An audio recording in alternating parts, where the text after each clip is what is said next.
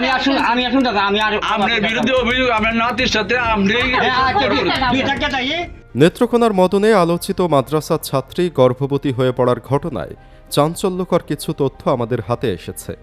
আমাদের আগের ভিডিওতে আমরা দাবি করেছিলাম এই ঘটনায় হুজুর আমানুল্লাহ সাগরকে ফাঁসানো হতে পারে।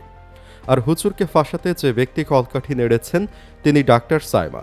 বিশেষ করে তিনি যেভাবে কোনো ধরনের তদন্ত ছাড়াই হুজুরের বিরুদ্ধে কথা বলা শুরু করেন তাতে কিছুটা হলেও অনুমান করা যাচ্ছিল ভেতরে অন্য কোনো কাহিনী থাকতে পারে। এবার 2 দিনের মাথায় জানা গেল ওই ডাক্তার এখন লাপাত্তা, নিজের চেম্বার বন্ধ, কারো ফোনও ধরছেন না। এই ঘটনা নতুন করে প্রশ্ন তুলেছে, তবে কি অন্য কারো অপকর্মের দায় চাপানো হচ্ছে আমানুল্লাহ সাগরের ওপর? তারপরে সে আমাকে বলল, ম্যাডাম আমার পেটটা ভার ভার লাগে, কি জানি লড়ে। শুধু ডাক্তার সাইমা নিজে লাপাত্তা তা নয়, সেদিন সাক্ষাৎকারে সাইমা যেসব তথ্য দিয়েছিলেন সেখানেও দেখা গেছে নানা অসঙ্গতি। ডাক্তার সাইমা দাবি করেন মেয়েটির বয়স নাকি 11 বছর, কিন্তু বাংলা এডিশন দাবি করেছে তাদের হাতে মেয়েটির যে জন্ম সনদ এসেছে তাতে তার বয়স 15। এমনকি ওই ডাক্তার মেয়েটিকে এতিম বলে দাবি করেন, যদিও খোঁজ নিয়ে জানা গেছে মেয়েটির বাবা এখনও জীবিত। অনেকের দাবি ওই ডাক্তার মেয়েটির বয়স কম উল্লেখ করে এবং তাকে এতিম হিসেবে পরিচয় করিয়ে দিয়ে মানুষের সহানুভূতি আদায়ের চেষ্টা করেছেন। এখানেও প্রশ্ন উঠে যায়, তবে কি ভুক্তভোগী মাদ্রাসা ছাত্রের পরিবার ওই ডাক্তারের সাথে মিলে হুজুরকে ফাঁসানোর পরিকল্পনা করেছিল? এদিকে জানা যাচ্ছে ডাক্তার সাইমা FCPS প্রথম পর্বই পাশ করেননি এবং তিনি ময়মনসিংহ মেডিকেল থেকে কোনো PGT করেননি, অর্থাৎ এই ডাক্তারের সার্টিফিকেট নিয়েও প্রশ্ন রয়েছে। তাছাড়া মাদ্রাসা ছাত্রী গর্ভবতী হয়ে পড়ার পেছনে আরও অনেক কিছুই গোপন করা হয়েছে।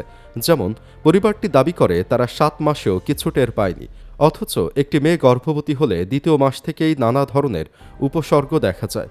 এখানেই শেষ নয়, শিক্ষক আমানুল্লাহ যে মেয়েটির এই অবস্থার জন্য তার নানাকে প্রশ্নবিদ্ধ করেন, সেই নানাকে প্রশ্ন করলে তিনিও এক একবার এক এক ধরনের উত্তর দিচ্ছেন।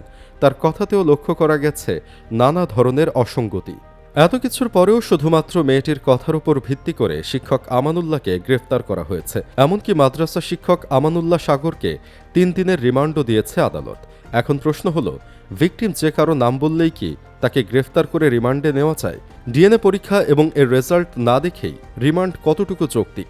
আমাদের এই ভিডিওর উদ্দেশ্য কারো পক্ষে সাফাই গাওয়া নয়, আমি ভুক্তভোগীর পক্ষেই বলছি। প্রকৃত অপরাধীর অবশ্যই বিচার হোক। অনেকেই বলতে পারেন যে হুজুর পলাতক ছিলেন কেন? ভিকটিম নিজেই জবানবন্দি দিয়েছে, তারপরও কেন প্রমাণ লাগবে? আমরা হুজুগে বাঙালি, হুজুগে মব সৃষ্টির মতো যে কোনো ঘটনা ঘটিয়ে দিতে পারি, তাই হয়তো ভয়ে লুকিয়েছিলেন। আর মেয়েটিও হয়তো কারো প্ররোচনায় হুজুরের নাম বলতে পারে। তবে কোনো ধরনের প্রমাণ ছাড়া শুধু কথার ভিত্তিতে হুজুরকে রিমান্ডে নেওয়ার বিষয়টি মেনে নেওয়ার মতো নয়। এখানে প্রশ্ন এসে যায়, তবে কি দেশের সব আইন প্রয়োগ হয় শুধু দুর্বলদের ওপর, সবলদের ওপর নয়? আমানুল্লাহ সাগরকে কোন আইনের ভিত্তিতে রিমান্ড মঞ্জুর করা হলো, যেখানে তিনি সুস্পষ্ট ভাষায় বলেছেন DNA রিপোর্ট যদি তার বিরুদ্ধে চায় তবে তা তিনি মাথা পেতে নেবেন? এরপরও কোন আইনের ভিত্তিতে তাকে 3 দিনের রিমান্ডে নেওয়া হলো? এটা নিশ্চিত যে তার উপর জুলুম করা হয়েছে। শুধু তার উপরই নয়, গোটা আলেম সমাজের ওপরও। সে প্রকৃত দোষী হলে একপাক্ষিক নয়, বরং উভয় পক্ষকেই তদন্তের মাধ্যমে দোষী শনাক্ত করে দৃষ্টান্তমূলক শাস্তির আওতায় আনা হোক। সেটা আমরা সকলেই চাই। জানি না এদেশের আইন কবে ইনসাফ ভিত্তিক হবে। পরিশেষে বলতে চাই, অভিযোগ প্রমাণিত হওয়ার সুস্পষ্ট বৈজ্ঞানিক পদ্ধতি হল DNA টেস্ট। যেহেতু মেয়ে তার নানার বাড়িতে থেকেছে, মেয়ের সৎ বাবাও আছে, তাহলে কেন শুধু হুজুরকে রিমান্ডে নেওয়া হলো? সৎ বাবা, নানা, হুজুর সবার DNA টেস্ট করুন। যে অভিযুক্ত হবে তাকে যথাযথ শাস্তি দিন। হুজুরদের পেলে সবাই ঝাঁপিয়ে পড়ে। এটা কি হুজুরের সাথে অন্যায় হচ্ছে না? সেই প্রশ্ন রইল সবার উদ্দেশ্যে।